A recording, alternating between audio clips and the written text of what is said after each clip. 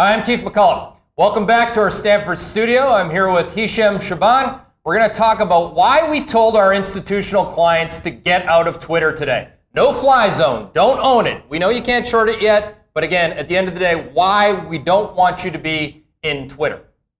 So the first thing that I wanted to talk about, Hisham, is to go through this concept of ad engagements and what is wrong with their model and the expectations embedded therein. Sure. So the way that Twitter gets paid is when the user engages with one of those ads. It can be anything from a retweet to a click to following the user who posted it. So if you think about what's driving the revenues right now, it's actually supply more than anything else. So if you look at the first chart, there's two lines here that we'd like to point you to. The gray line is ad engagements, and the line after that is average cost per ad engagement. That's a proxy for price. But the way that we're looking at this is that's actually a proxy for supply. So really what's happened is that Twitter extended their ad products to ones that they traditionally used on their desktop platform, and they moved them over to the mobile platform, where it's much easier for the user to engage. So it was really like a one-time shift from the desktop to the mobile, and that's going to be really difficult, like on the gray line, to compare against once you get to next year. Exactly, because in order to actually comp against that, they actually have to introduce new ad products without actually pushing the user away from the platform. Now, when we say comp against something, we mean compare against something. So typically, a good idea on the short side is developing when you have very tough comps or very tough comparisons.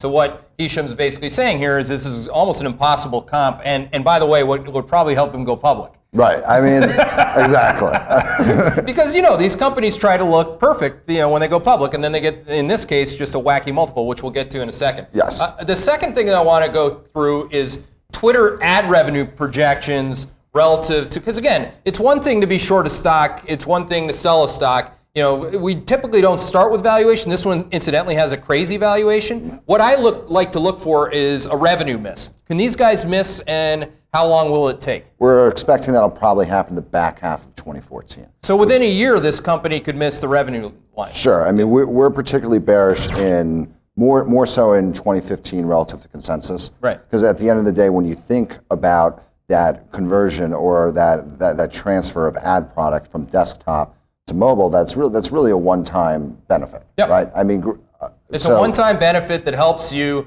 basically monetize a massive multiple, because the sell side or Wall Street and the bankers don't understand that you will not be able to do that again. Right, exactly. Right. And if you look at this chart right here, you can see that the proxy that we're using for engagement is US ad revenue per timeline view. You can see that really shot up in the third quarter of 2013. And we are expecting that benefit to continue, but at the end of the day, they are going to annualize out of this. So this this company basically could look good for 1 to 2 quarters and could start to see a precipitous drop here in terms of expectations. Oh, absolutely. Absolutely. It's interesting because I think there's one sell side firm, I don't know who they are, but they put a sell on it. Yes. But they put a sell on it and they have high revenue estimates. Yes. It doesn't make any sense. I know, it's absolutely amazing. Okay. I mean, the level of 2015 estimates, it's pretty much assuming an acceleration somewhere, whether it's on the user growth side or the ad engagement side. But in order to get there, you need to assume a pretty massive acceleration somewhere in the business. And this thing is obviously priced to perfection. These guys can't come within I'd argue,